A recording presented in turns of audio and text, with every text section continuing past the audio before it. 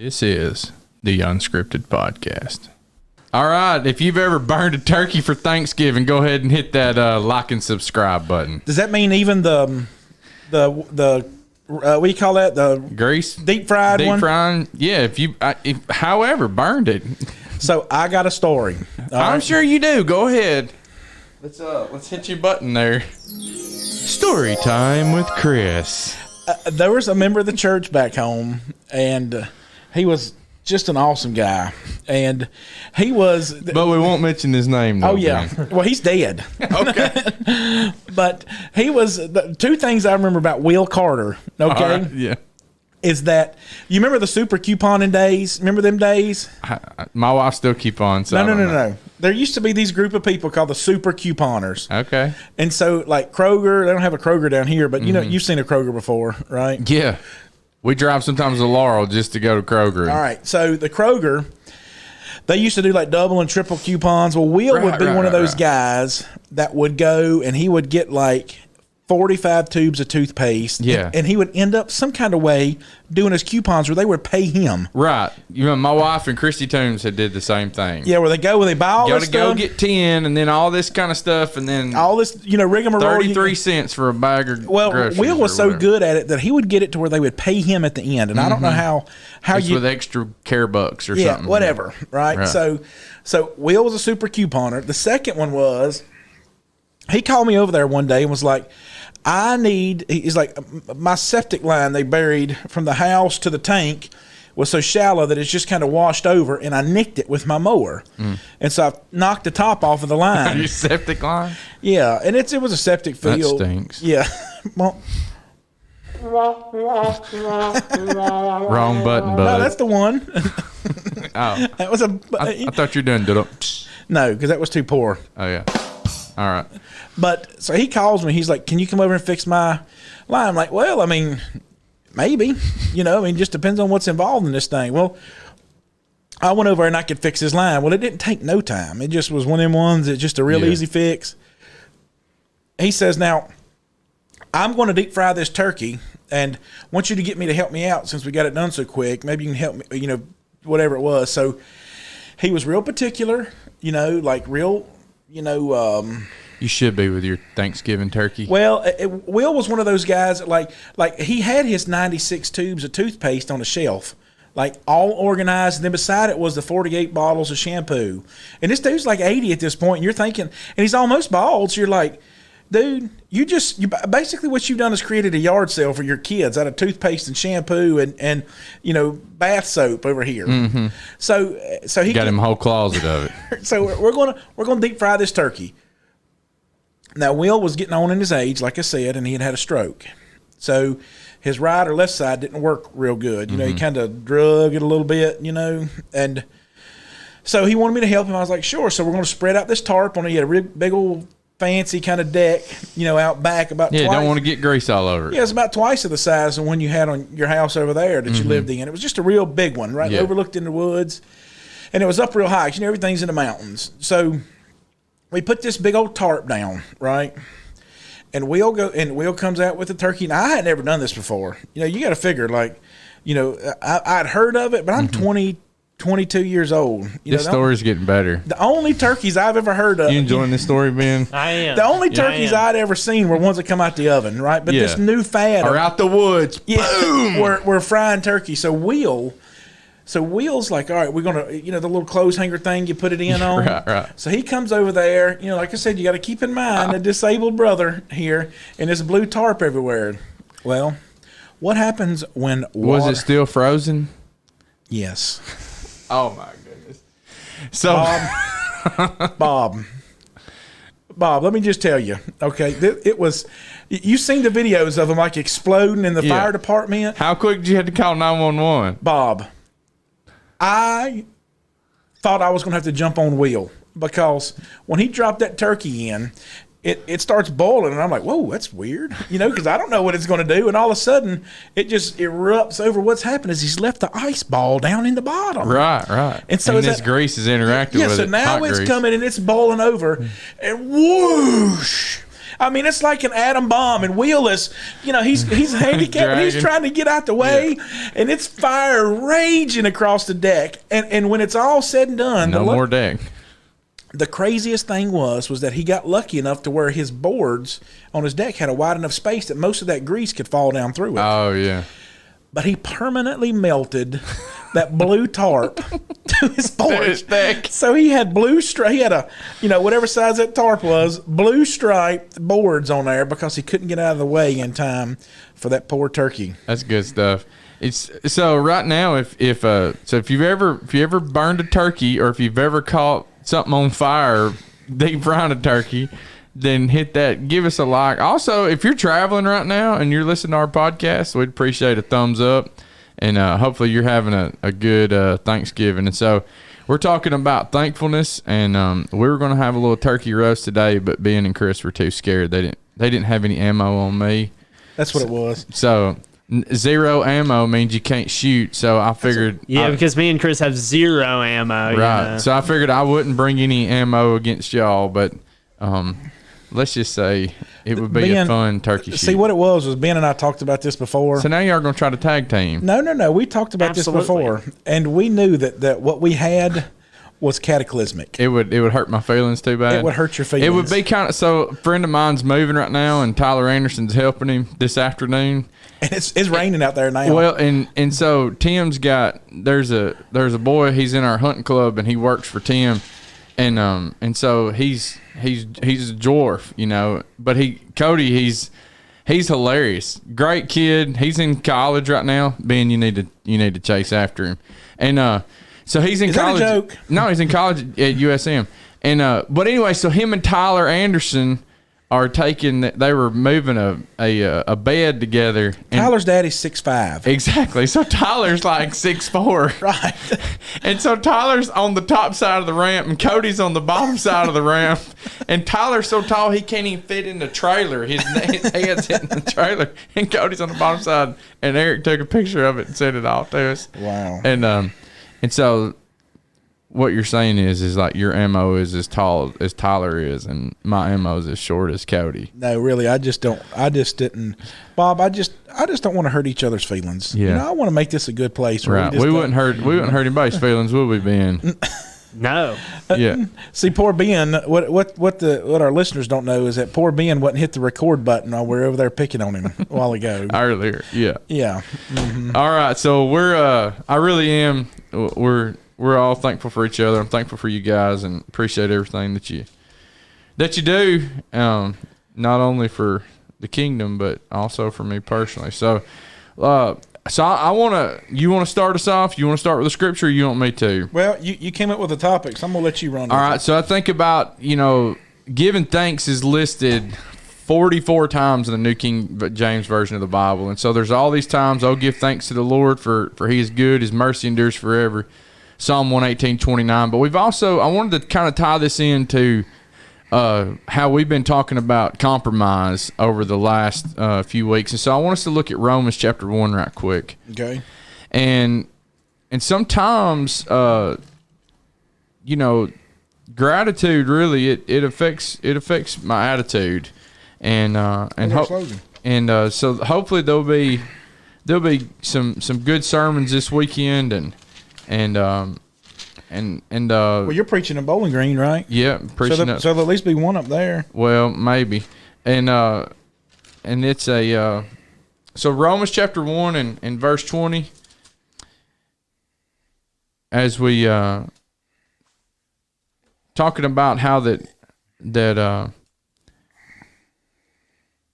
their invisible attributes were clearly seen. That since the creation of the world, God's invisible attributes are clearly seen, being understood by the things that are made, even his eternal power and Godhead, so that they are without excuse. Because although they knew God, they did not glorify him as God, nor were thankful, but became futile in their thoughts, and their foolish hearts were darkened. We talked last week about, with Eric Lyons about hope, and hopefully you can see that podcast, and maybe Ben can put us a link on here. But they're without excuse. But we talked about how that those people who are without people who forget God, they have no hope. And clearly we see that people right here, because although they knew God, they didn't glorify him as God. And when you're not glorifying God as God, when you're worshiping the creature instead of the creator, and that's what this whole this whole verse, this passage is talking about. And that's what happens. And so what happens is when you have people who forget about God, they become unthankful. And we can have an unthankful society. And certainly I think about our society and how we've drifted so far. Certainly people are thankful for many things, but you got to realize that, like, we should be giving God the glory for every single thing that we have, even the the marshmallows that are on the sweet potato casserole.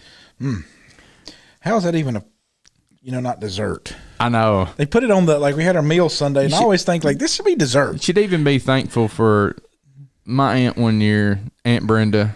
I love you. I hope you're listening to this. But she put raisins and pineapple in the sweet potato casserole one year. How was that? We have dogged her for years about that. Like what were you thinking? Well, she was on Weight Watchers or something. It ain't like quite cheese in the fudge. She was, yeah. Hey, you know what? I did some research on that. My wife said, Bob, there's a lot of recipes that have cheese in fudge. Well, I'm sure there's a lot of recipes that call for broccoli and crazy stuff, but right. Don't mean you're still going to do it. Yeah. So, but I think maybe she was, raisins and pineapple, maybe it was just a test for us to see how thankful we were. I was really thankful, though, that there was another sweet potato casserole sitting there right beside it. That's what I was really thankful for. But people, they although they knew God, they didn't glorify him that way. And then it says, nor were they thankful. And so when we're not glorifying God, what ends up happening is we really our gratitude really begins to sink. Well, Paul uses this kind of verbiage here in Romans 1 that they worshiped and served the creation. The creature instead of the creator. Yeah, and that just means the creation. Mm-hmm. The things here on earth. Yeah, and that's verse 25. They exchanged the truth of God for the lie and worshiped and served the creature rather than the creator, who is blessed forever. And so it says right after that, that's the reason why homosexuality is in this world. Verse 26. That's right. Because I'm not going to glorify him as God. So people claim, okay, well, I'm thankful. I had some guys who helped me pour some concrete this past week. And so he was asking me, he's like, what day is Turkey Day? I'm like, it's Thursday, bud. And of course he's from a different country, and he's from Mexico. And I was like, so do you celebrate Turkey Day? He said, if I have money, we do. And I was like, well, there you go. And but we were talking about just being thankful and got to have a Bible study with those guys and just trying to point them to the truth, trying to point them to God. And well, isn't it so you think about this now. Thankfulness. We can surely be thankful for a lot of things, mm-hmm. but we can sure put stock, as it were, in a lot of things that we really ought not be thankful for. Mm-hmm. You take money, for example. How many times have you heard people pray at our collection time in our service? We'll say something like, now as a matter of convenience or something like that, we'll take up the collection. Well, maybe even cite one of the verses, and then we'll pray about it, right? Yeah. And we'll pray, and we will pray that in America, a country that's just so prosperous, we'll pray for things like help us to use the funds that we collect, help us to have wisdom, and all those things are well-meaning things. But if you take one step back from that and just think, like, we don't ever hear prayers prayed, Lord, I hear them prayed in Honduras and these other countries, Lord, for those that wanted to work this week and couldn't, mm-hmm. for those, Lord, that don't have any money to be able to contribute, we pray that you would help them to have an avenue of being able to take care of themselves this week. Well, we don't even say those prayers here. because it doesn't even hit our radar, because it's just so we live in such an affluent nation. Well, you think about the things that we're thankful for a lot of times. Is money, by and large, ever a good thing for people to have? Well, let me just answer it for you, Bob. It's 2 letters. No. Yeah, where we see money, we see it as a blessing. God sees it as a test, and Satan sees it as an opportunity. And so, by and large, most people will never view money as from a steward's standpoint. They will view money as something that they've either done and earned and gained, and by default, they're special in some kind of way. You know, I've made all my thousands, millions, billions, whatever it is, because what I've done. Or the second side of the coin is now I've got this money and I'm going to do everything in my power to hold on to it. That's right. And I really want to lead into that. I'm glad that you did. Is that sometimes we put our gratefulness in the wrong place, and I'm thankful for the wrong things. And it's you take the example in Luke 18 of the Pharisee and the tax collector, and they're both there praying. Yeah, and Jesus uses it. 2 men went up to the temple to pray. Yeah, he spoke this parable to some who trusted in themselves. Where's it at? Starting in verse 9. Yeah. They were righteous and despised others, but they trusted in themselves. And that's what I was trying to get at before when I was telling you that sometimes in a podcast before that sometimes I think that we put too much emphasis, and I've put too much emphasis in what I do and what I can do as far as Christianity or my children, as far as, okay, you made good decisions, so then you're good this week. When really, no. What it boils down to is my thankfulness for God should be so much that I am going to make those good decisions. I'm so grateful that the goodness of me, it belongs to Christ and not myself. So thankful for me that, so thankful not for myself but for God. And so 2 men went up to the temple to pray, one a Pharisee and one a tax collector. The Pharisee stood and prayed thus with himself: God, I thank you. But here's what he says, that I'm not.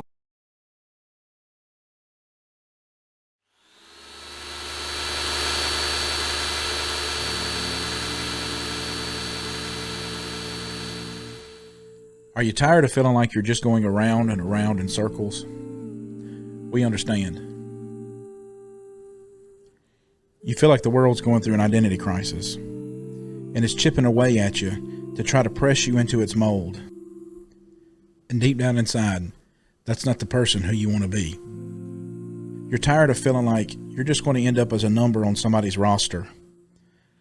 But there's hope. You can be free of that. We're just a group of imperfect people finally trying to become the people that God wants us to be. We know that if we stand together and we let our light shine, we'll be even brighter. It won't matter where you come from or how dirty you are when you get here. We're just trying to clean up together because we know that shame dies when told in a safe place. So this guy, he claims to be thankful. God, I thank you. But he's saying, I thank you that I'm not like other people. Extortioners, unjust, adulterers, even this tax collector. I fast twice a week, give tithes of all that I possess, so I give. So you think about somebody who claims to be thankful, and there's somebody who gives, but they're so far away from God right now in that situation. And so he's going... Well, they're credentializing. Exactly. And so that's what happens. And that's the point that I think you were making, is people credentialize their thankfulness in themselves or in the things that they possess or what they have. Yeah, and just think about how many other things we have. I mean, I'm probably going to make some people mad by saying this, but just think about how people treat their dogs and cats. I mean, they'll just be, I literally, Bob, worked, there was only 2 or 3 ladies in the whole machine shop. And I literally worked with a lady that I remember one night she came to me, she's like, you got anything to eat? I was like, well, yeah, generally speaking, Jessica, I mean, Look at me, lady. Do I look like I'm going to go away unprepared? I look like I'm going to miss Thanksgiving. And right. Even if I ain't got money, we're going to figure it out some kind of way. And so I went and she's like, well, I got some nabs. You know what nabs are? Yeah, just a snack or whatever. Look, pack of crackers. And she was like, well, I can't give him that. And I was like, what are you doing? She was like, there's a kitty in the parking lot. And I was like, okay. She's like, he looks hungry. And I said, all right. I look hungry too, ma'am. Yeah, I was like, I brought those for me. She's like, well, I don't want to feed those to him. I may give him high cholesterol. And I'm like, are you kidding me? Seriously? And she's like, yeah, I mean, and she looked at me and she's like, I spend more money on cat food than I do with my food. And I said, what do you mean? She said, I got my 19 cats or whatever it is I feed. Yeah. And then I go feed the cats behind the Kmart at the trash cans. You smell like them too, ma'am. And either way, and you're just, and she had this conversation with me in legitimacy. Yeah. Like it shouldn't, the things I'm telling you should not be foreign to you. And we put all these things up on a pedestal. Yeah. And let's be clear. We're fine with you feeding your animal and taking care of your dog and not abusing them. Yes, exactly. I'm not saying that. But yeah, we're such a rich country that people, I mean, haircuts for dogs and everything. They carry them. You see them in the buggies at Walmart. Yeah. I mean, they carry them around at, Sam's. I don't want to be at a restaurant and your dog be in there. And now if you got some kind of little an issue or whatever, I understand, right? Some kind of service animal, working dog, yeah. But when you got one of these little frou poof dogs that, like, if times gets tough, you're not gonna get but one meal out of, like skinning rabbits, and eating. Yeah. Like, don't bring that thing to the restaurant. Mm-hmm. I don't care how much you love, and you're just so thankful. Chris, you're just unthankful. Is that what it is? If you go to one of these third world countries, like dogs and cats, they look the like lowest. They're the lowest on the totem pole. Yeah, exactly. They look like they miss meals, like poor little Ben. Trust me, I don't miss meals. I just I don't know where I'll put it. Yeah, you still got that early 20s metabolism. Right. Mine and Chris slowed down just a little bit. Yeah, when I got married, I didn't weigh but 113 pounds. My right I've been married 63 years now. Yeah. But it just goes back so you think about thankfulness. And you know how you can tell how thankful you are for something is by what it motivates you to do. Mm. So I can give lip service like this old boy right here. Yeah. Lord, I thank you that and just think about what he's doing. He's looking at the Lord, and I don't know if you do this, but do you ever picture what it looks like in your mind? Like what the scene looks like. The throne room of God. No. This right here, like when you're anything in the Bible, when you're reading David and Goliath, what did it look like? Right. These things, and so. I see this boy here standing there going, Lord, I'm just so thankful that I'm not like this boy over here. I'm thankful I'm not like this dude on his knees praying to you right here. This guy over here. Look at this guy. I'm so glad I'm not like him. And not only that, I am so much better because I give these tithes and I don't commit adultery and I am not unjust. I am just so great, Lord. I'm just so thankful for me. Mm-hmm.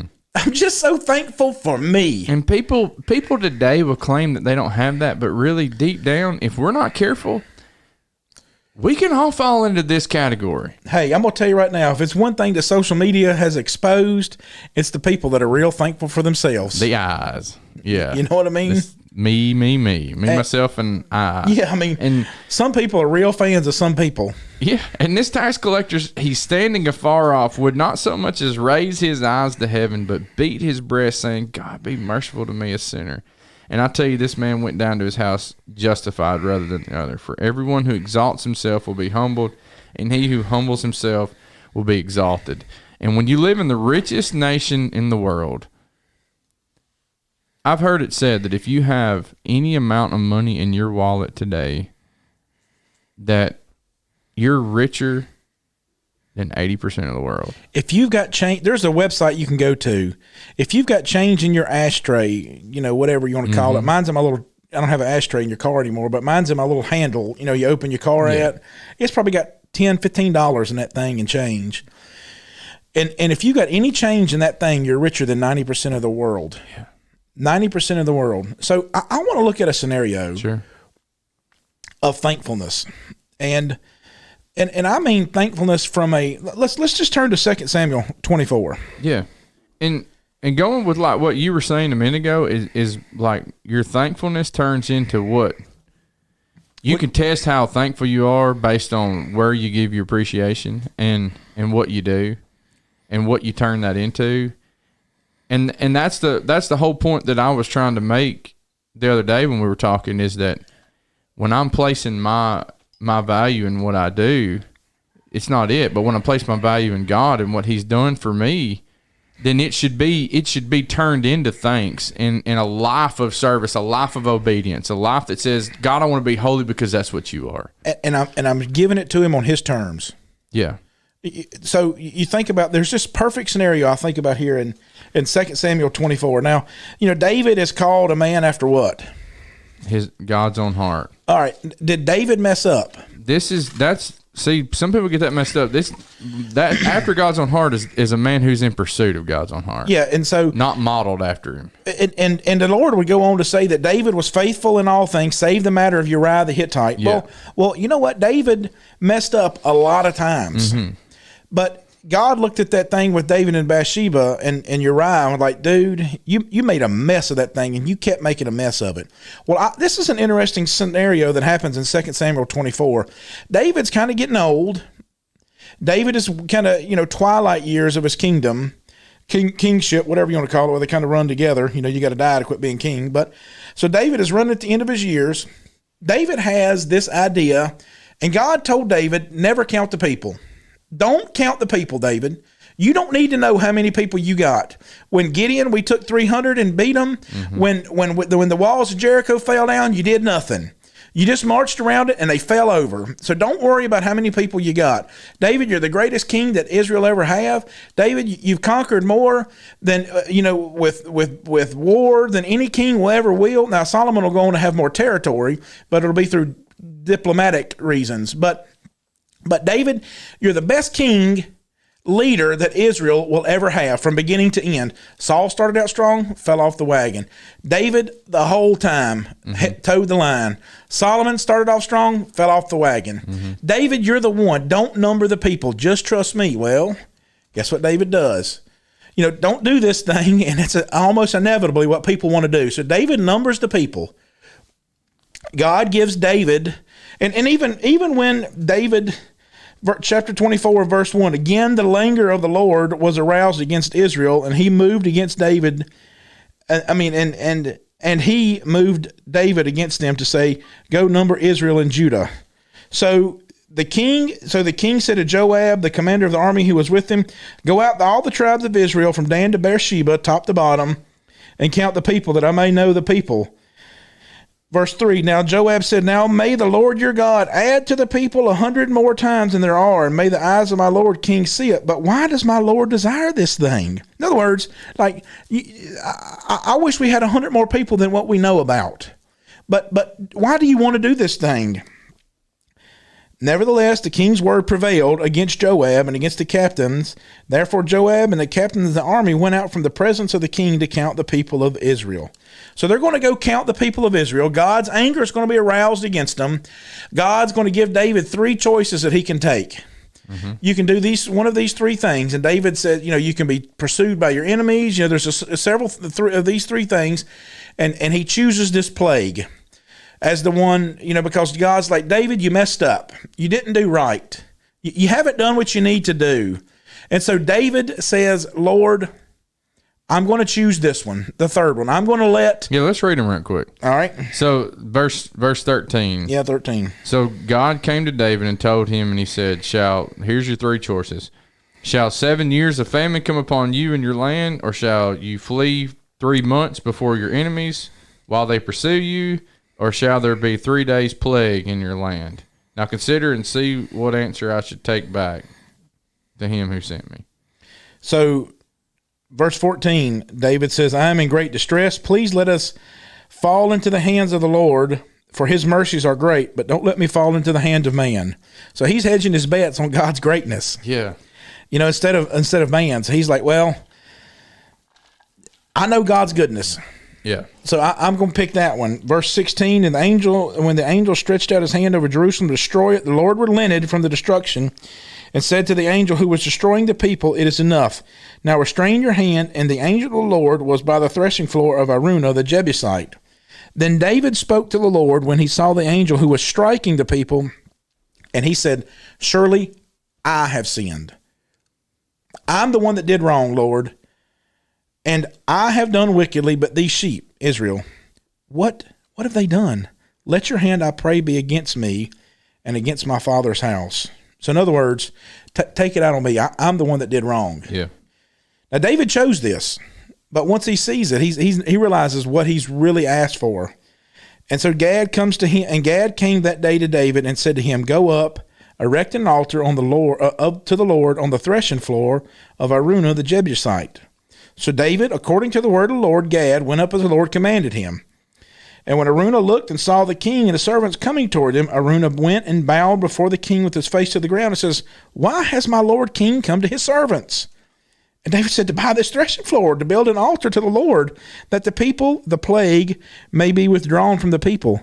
Now just think about something here. Yeah, and that's where the temple's going to be built. Now I want to step back though. I'm sorry. This is a Jebusite. Yeah. This is not one of David's people here. Mm-hmm. This is one of the people that they failed to run out of the land. And so, but he knew of God's greatness. It's like Rahab. When Rahab, when they come into the land and Rahab's like, hey, I know what your God did. You tell me what I need to do. And so this Jebusite here, this person, he's like, okay, you need this altar to your Lord, to God, you got it. It's yours. Verse 22, now Araunah said to David, let my lord the king take and offer whatever seems good to him. Look, here are oxen for burnt sacrifice, threshing implements, and yokes of the oxen for wood. All these, O king, Araunah has given to the king, and Araunah said to the king, may the Lord your God accept you. Who's making the sacrifice here? Looks like Araunah is. Araunah's the only one making sacrifice here. He's giving up his property and his animals. Everything. I mean, he's given his oxen. He's given the yoke that they're bound on. Yeah, to burn. To burn. To burn them with. He's given everything to them. Then the king said to Araunah, no. Now you look back up here on verse 18. It says in verse 18, go up and erect an altar to the Lord on the threshing floor of Araunah the Jebusite. It didn't say how he was supposed to do that. He just said, go do it. Mm-hmm. That's all he got. An altar, a place to sacrifice. Down here in verse 24, no, but I will surely buy it from you for a price, nor will I offer burnt offerings to the Lord my God, that which costs me nothing. Mm-hmm. So David bought the threshing floor, the oxen, for 50 shekels of silver. Silver's always been a redeeming, always been what they used to redeem with. Always been for something. He could have bought it with gold. He could have bought it with any kind of way, but he bought it with silver because silver's always been used for redemption. Mm-hmm. And David realized that he had sinned. David was so thankful that the Lord relented that he knew that in thankfulness, he could have went through the motions.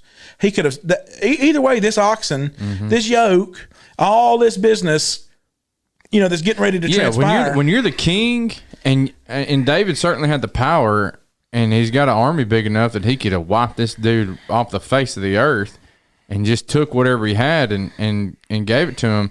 And really, that's what caused Saul the kingship. God told him, you go and utterly destroy this nation. And Saul says, well, I'm going to keep their animals for these sacrifices. And King Agag. Yeah. And the king. And so I'm going to keep this stuff. And so, I remember when Samuel comes to him and he's like, why didn't you do what God said? He said, I did do what God said. He said, what's this bleating of sheep I hear in my What's that ear? racket down there then? Yeah. You didn't utterly destroy them. That's right. And so Saul was wanting to take that stuff and offer it, but you say it didn't really cost him anything. That's right. And so it was he really thankful for what the Lord did? Right. And so David right here, he could have killed this guy. He could have killed him. He could have just took it, or just said, "Hey, you're evicted. Go." Any number of things could have happened. Yeah. But in the end, those oxen were still going to be cooked. That wood was still going to be burned. That altar was still going to be built. All these things could have happened. None of it would have been what the Lord wanted unless David got it right here. Mm-hmm. It's got to cost me something, because when I'm thankful, when I'm really thankful for what the Lord has done, it's going to show up in the way that I use my blessings, in the way that so he took what God told him. I'm so glad you relented, and he made redemption come from it. Not only that, but you mentioned it a while ago in 2 Chronicles 3 and verse 1, it tells us that Solomon began to build the temple on the site where the threshing floor David had bought from the Jebusite from. Israel's redemption will ultimately come at the same place that David bought redemption because he was thankful. And eventually, when our Lord would perish on the cross, and that same temple, that same place would tear from the top down, giving us access to heaven for redemption. That's something to be thankful for. We sure hope that you're thankful. We hope that you have a great week.